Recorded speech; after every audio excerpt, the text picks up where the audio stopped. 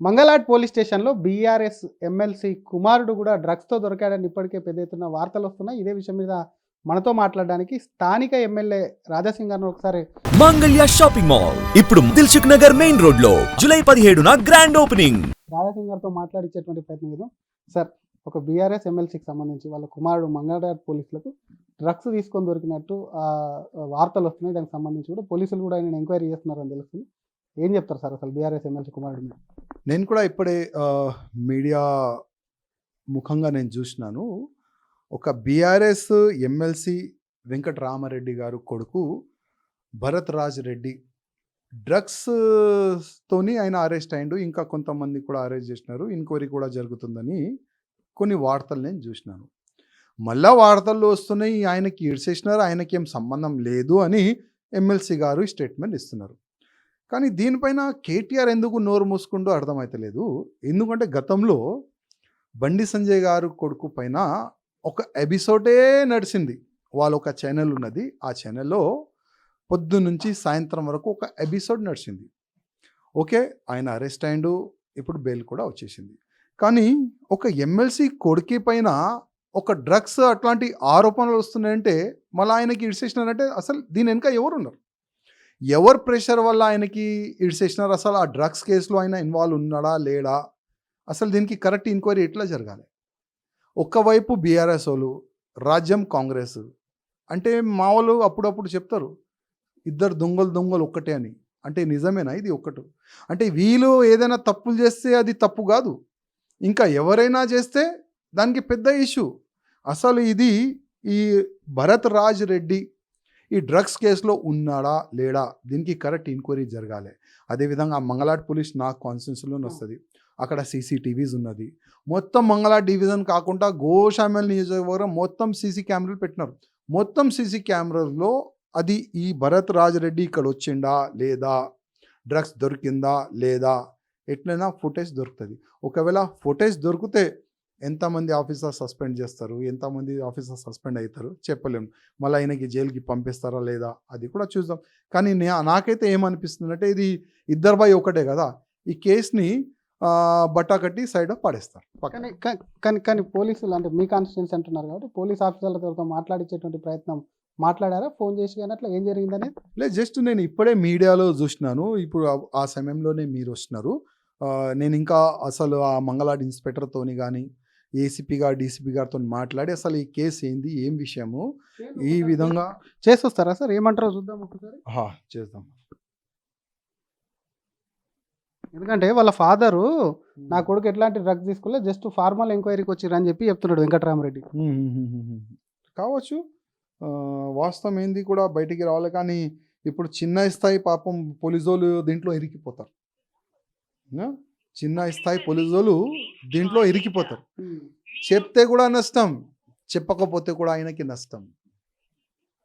Inspector గారు number busy వస్తుంది. గతంలో గంజాయి కానీ డ్రగ్స్ ఎక్కువ, గంజాయి కానీ సారా కానీ కొంత మీ ఏరియాకి సంబంధించి ఎక్కువ సరఫరా దొరుకుతుండేది అంటే అటువంటిది ఎక్కడి నుంచి వచ్చి మీరు ఏరియానే దొరికిందంటే అమ్మిన వాళ్ళ లేకపోతే కొనే వాళ్ళ ఎవరు, అసలు వీళ్ళు ఎవరు, ఎక్కడి నుంచి ఆ గంజాయి వచ్చిందనే దాని మీద మీ మీద కూడా కొంత ప్రెషర్ అనేది ఉంటుంది కదా, దానికి ఏం చెప్తారు? ఇప్పుడు నేనే కంటిన్యూగా అప్పుడు ఉన్న ముఖ్యమంత్రి కేసీఆర్ గారికి సార్ ఎట్టి పరిస్థితిలో ఈ డ్రగ్స్ కానీ ఈ గుడంబా కానీ ఎట్టి పరిస్థితుల్లో దీనికి మనం కంట్రోల్ చేయాలి. ఎందుకంటే యువకులు చాలా నష్టపోతున్నారు. యువకులను మనం కాపాడాలంటే ఈ రెండు సబ్జెక్ట్ పైన మనం కంట్రోలింగ్ తీసుకొని రావాలని అప్పుడు అసెంబ్లీలో మాట్లాడినా, ఆయన చెంబర్లో అయినా పిలిస్తే కూడా ఆ అసెంబ్లీలో కూడా మేము మాట్లాడినాం. అప్పుడు పీడీ యాక్ట్ చాలా వరకు కేసులు వేసి గుడంబా మొత్తం బంద్ చేసినారు. కానీ గాంజా ఏంటంటే చాలా ఎక్కువ ప్రాఫిట్ దీనికి. అది ఒక చిన్న ప్యాకెట్ కూడా ఎక్కడైనా తీసుకొని రావచ్చు. ఒకప్పుడు 500 మంది దుల్పేటలోనే ఈ మొత్తం గోషామల్లో గాంజా అమ్మే వ్యక్తులు ఉండే. ఇప్పుడు జస్ట్ 20 to 30 మంది ఉన్నారు. వాళ్ళపైన కూడా కరెక్ట్ అయిన అంటే ఒక్కొక్క వ్యక్తికి 3 సార్లు పీడీ యాక్ట్ వేసి పంపిస్తున్నారు. కానీ వాళ్ళలో మార్పు వస్తలేదు. కానీ ఇంకా గవర్నమెంట్ ఏ విధంగా వాళ్ళపైన చర్యలు తీసుకుంటారు ఏంది? మేమైతే ఫుల్ ఫ్రీడమ్గా ఎక్సైజ్ అధికారులు కానీ లోకల్ పోలీసులు కానీ ఫుల్ ఫ్రీడమ్గా మేమే చెప్తాం, ఎట్టి పరిస్థితుల్లో గాంజా అమ్మేవాళ్ళు ఒక్క వ్యక్తి కూడా నా కాన్స్టిట్యూన్సీలో ఉండకూడదు అని మేమే గతంలో కూడా ప్రెషర్ ఇచ్చినాం. ఇప్పుడు కొన్ని దినాల ముందు కూడా మేము అధికారులకు చెప్పినాం, ఒక వ్యక్తి ఉంటే కూడా మొత్తం ఇల్లు సీజ్ చేయండి, ఒక ఇద్దరు ముగ్గురు ఇల్లు సీజ్ చేస్తే కొద్దిగా వీళ్ళు కరెక్ట్ అవుతారని కూడా చెప్పినాం. అంటే ఈ మంగళాడ్ పోలీస్ స్టేషన్ పేరు వస్తే ఆయన పైన ఎన్ని ప్రెషర్ రావచ్చు, మీడియా వాళ్ళు ఫోన్ చేయొచ్చు, ఇంకా ఆయన పైన ఆఫీసర్లు ఫోన్ చేయొచ్చు. బిజీ టౌన్ పెట్టిండి అనుకుంటున్నా. లే బిజీ టౌన్ కాదు, ఆయన ఫోనే బిజీ వస్తున్నాయి నేను అనుకుంటున్నా. ఒకవేళ కంటిన్యూగా ఒకవేళ ఈయనతో మాట్లాడి అసలు వాస్తవం ఏంది నేను తెలుసుకొని తమరికి మళ్ళీ అప్డేట్ చేస్తా. Thank you sir. ఇది అసలు బండి సంజయ్ కొడుకు విషయంలో, బండి సంజయ్ కుమారుడు విషయంలో ఆయనకు బెయిల్ వచ్చినప్పటికీ ఆయన మీద వచ్చినటువంటి అలిగేషన్ల మీద మాట్లాడినటువంటి కేటీఆర్ ఇప్పుడు ఎందుకు కూడా తన పార్టీకి చెందినటువంటి ఎమ్మెల్సీ మీద అంత పెద్ద కేసు వచ్చి విమర్శలు వస్తుంటే ఎందుకు మాట్లాడలేదు, దానికి సంబంధించినటువంటి పూర్తి వివరాలు కూడా తొందరలోనే, ఎందుకంటే మంగళాడ్ పిఎస్ అనేది తన పరిధిలో ఉన్నటువంటి పోలీస్ స్టేషన్ తన కాన్స్టిట్యున్సీలో ఉంది కాబట్టి దానికి సంబంధించి కూడా పూర్తి వివరాలు తెలుసుకుంటాను. ఒకవేళ అట్లా సేకరించినట్టుంటే తనకు చెడ్డ పేరు వస్తుంది కాబట్టి వాళ్ళను అరెస్టు చేసి జైలుకు పంపించాలని చెప్పి కూడా గోషమాల్ ఎమ్మెల్యే రాజాసింగ్ డిమాండ్ చేస్తున్నారు. కెమెరామెన్ విజయ్తో శ్రీధర్, RTV, హైదరాబాద్. మంగళాడ్ పోలీస్ స్టేషన్లో బీఆర్ఎస్ ఎమ్మెల్సీ కుమారుడు కూడా డ్రగ్స్తో దొరికాడని ఇప్పటికే పెద్ద ఎత్తున వార్తలు వస్తున్నాయి. ఇదే విషయం మీద మనతో మాట్లాడడానికి స్థానిక ఎమ్మెల్యే రాజాసింగ్ గారిని ఒకసారి రాజాసింగ్ గారితో మాట్లాడించేటువంటి ప్రయత్నం చేద్దాం.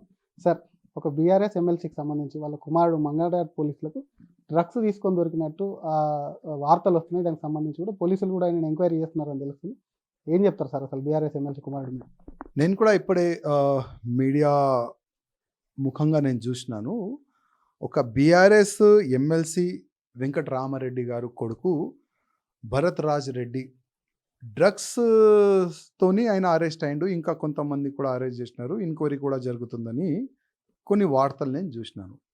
మళ్ళా వార్తల్లో వస్తున్నాయి ఆయనకి ఇడిసేసినారు, ఆయనకి ఏం సంబంధం లేదు అని ఎమ్మెల్సీ గారు స్టేట్మెంట్ ఇస్తున్నారు. కానీ దీనిపైన కేటీఆర్ ఎందుకు నోరు మూసుకుంటూ అర్థమవుతలేదు.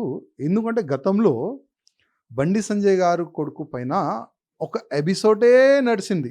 వాళ్ళ ఒక ఛానల్ ఉన్నది, ఆ ఛానల్లో పొద్దు నుంచి సాయంత్రం వరకు ఒక ఎపిసోడ్ నడిచింది. ఓకే, ఆయన అరెస్ట్ అయ్యిండు, ఇప్పుడు బెయిల్ కూడా వచ్చేసింది. కానీ ఒక ఎమ్మెల్సీ కొడుకు పైన ఒక డ్రగ్స్ అట్లాంటి ఆరోపణలు వస్తున్నాయంటే మళ్ళీ ఆయనకి ఇడిసేసినారంటే అసలు దీని వెనుక ఎవరున్నారు, ఎవరు ప్రెషర్ వల్ల ఆయనకి ఇడిసేసినారు, అసలు ఆ డ్రగ్స్ కేసులో ఆయన ఇన్వాల్వ్ ఉన్నాడా లేడా, అసలు దీనికి కరెక్ట్ ఎంక్వైరీ ఎట్లా జరగాలి? ఒక్కవైపు బీఆర్ఎస్ వాళ్ళు, రాజ్యం కాంగ్రెస్. అంటే మా వాళ్ళు అప్పుడప్పుడు చెప్తారు ఇద్దరు దొంగలు ఒక్కటే అని. అంటే నిజమేనా ఇది ఒక్కటి?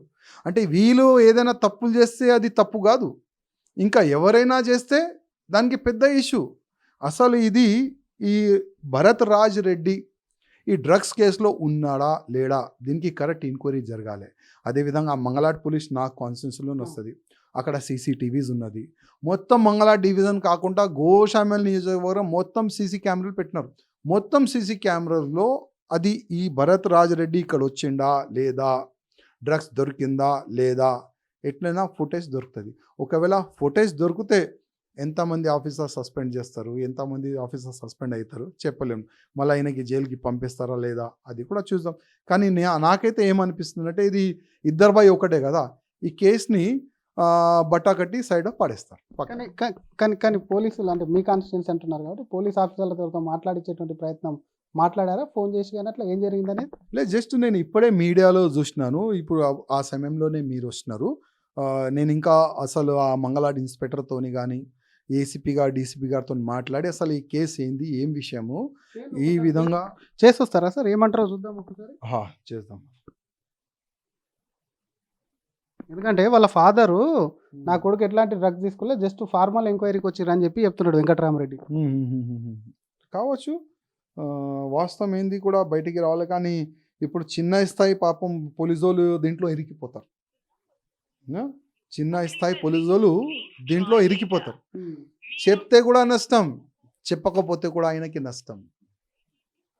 ఇన్స్పెక్టర్ గారు నంబర్ బిజీ వస్తుంది. గతంలో గంజాయి కానీ డ్రగ్స్ ఎక్కువ, గంజాయి కానీ సారా కానీ కొంత మీ ఏరియాకి సంబంధించి ఎక్కువ సరఫరా దొరుకుతుండేది అంటే అటువంటిది ఎక్కడి నుంచి వచ్చి మీ ఏరియాలోనే దొరికిందంటే అమ్మిన వాళ్ళ లేకపోతే కొనే వాళ్ళ ఎవరు, అసలు వీళ్ళు ఎవరు, ఎక్కడి నుంచి ఆ గంజాయి వచ్చిందనే దాని మీద మీ మీద కూడా కొంత ప్రెషర్ అనేది ఉంటుంది కదా, దానికి ఏం చెప్తారు? ఇప్పుడు నేనే కంటిన్యూగా అప్పుడు ఉన్న ముఖ్యమంత్రి కేసీఆర్ గారికి సార్ ఎట్టి పరిస్థితిలో ఈ డ్రగ్స్ కానీ ఈ గుడంబ కానీ ఎట్టి పరిస్థితుల్లో దీనికి మనం కంట్రోల్ చేయాలి. ఎందుకంటే యువకులు చాలా నష్టపోతున్నారు.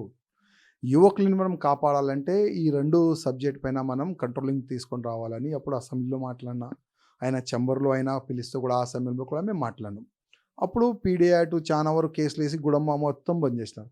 కానీ గాంజా ఏందంటే చాలా ఎక్కువ ప్రాఫిట్. దీనికి అది ఒక చిన్న ప్యాకెట్ కూడా ఎక్కడైనా తీసుకొని రావచ్చు. ఒకప్పుడు 500 మంది దుల్పేట్లోనే ఈ మొత్తం గోషామల్లో గాంజా అమ్మే వ్యక్తులు ఉండే. ఇప్పుడు జస్ట్ 20-30 మంది ఉన్నారు. వాళ్ళపైన కూడా కరెక్ట్ అయిన అంటే ఒక్కొక్క వ్యక్తికి 3 సార్లు పీడీ యాక్ట్ వేసి పంపిస్తున్నారు. కానీ వాళ్ళలో మార్పు వస్తలేదు. కానీ ఇంకా గవర్నమెంట్ ఏ విధంగా వాళ్ళపైన చర్యలు తీసుకుంటారు ఏంది? మేమైతే ఫుల్ ఫ్రీడమ్గా ఎక్సైజ్ అధికారులు కానీ లోకల్ పోలీసులు కానీ ఫుల్ ఫ్రీడమ్గా మేమే చెప్తాం, ఎట్టి పరిస్థితుల్లో గాంజా అమ్మేవాళ్ళు ఒక్క వ్యక్తి కూడా నా కాన్స్టిట్యున్సీలో ఉండకూడదు అని మేమే గతంలో కూడా ప్రెషర్ ఇచ్చినాం. ఇప్పుడు కొన్ని దినాల ముందు కూడా మేము అధికారులకు చెప్పినాం, ఒక్క వ్యక్తి ఉంటే కూడా మొత్తం ఇల్లు సీజ్ చేయండి. ఒక 2-3 ఇల్లు సీజ్ చేస్తే కొద్దిగా వీళ్ళు కరెక్ట్ అవుతారని కూడా చెప్పినాం. అంటే ఈ మంగళాడ్ పోలీస్ స్టేషన్ పేరు వస్తే ఆయన పైన ఎన్ని ప్రెషర్ రావచ్చు, మీడియా వాళ్ళు ఫోన్ చేయొచ్చు, ఇంకా ఆయన పైన ఆఫీసర్లు ఫోన్ చేయొచ్చు. బిజీ టౌన్ పెట్టిండి అనుకుంటున్నా. లే బిజీ టౌన్ కాదు, ఆయన ఫోనే బిజీ వస్తున్నాయి నేను అనుకుంటున్నా.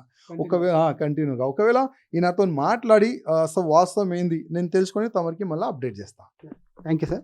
ఇది అసలు బండి సంజయ్ కొడుకు విషయంలో, బండి సంజయ్ కుమారుడు విషయంలో ఆయనకు బెయిల్ వచ్చినప్పటికీ ఆయన మీద వచ్చినటువంటి అలిగేషన్ల మీద మాట్లాడినటువంటి కేటీఆర్ ఇప్పుడు ఎందుకు కూడా తన పార్టీకి చెందినటువంటి ఎమ్మెల్సీ మీద అంత పెద్ద కేసు వచ్చి విమర్శలు వస్తుంటే ఎందుకు మాట్లాడలేదు? దానికి సంబంధించినటువంటి పూర్తి వివరాలు కూడా తొందరలోనే, ఎందుకంటే మంగళాట్ పిఎస్ అనేది తన పరిధిలో ఉన్నటువంటి పోలీస్ స్టేషన్ తన కాన్స్టిట్యున్సీలో ఉంది కాబట్టి దానికి సంబంధించి కూడా పూర్తి వివరాలు తెలుసుకుంటాను. ఒకవేళ అట్లా సేకరించినట్టుంటే తనకు చెడ్డ పేరు వస్తుంది కాబట్టి వాళ్ళను అరెస్టు చేసి జైలుకు పంపించాలని చెప్పి కూడా గోషామాల్ ఎమ్మెల్యే రాజాసింగ్ డిమాండ్ చేస్తున్నారు.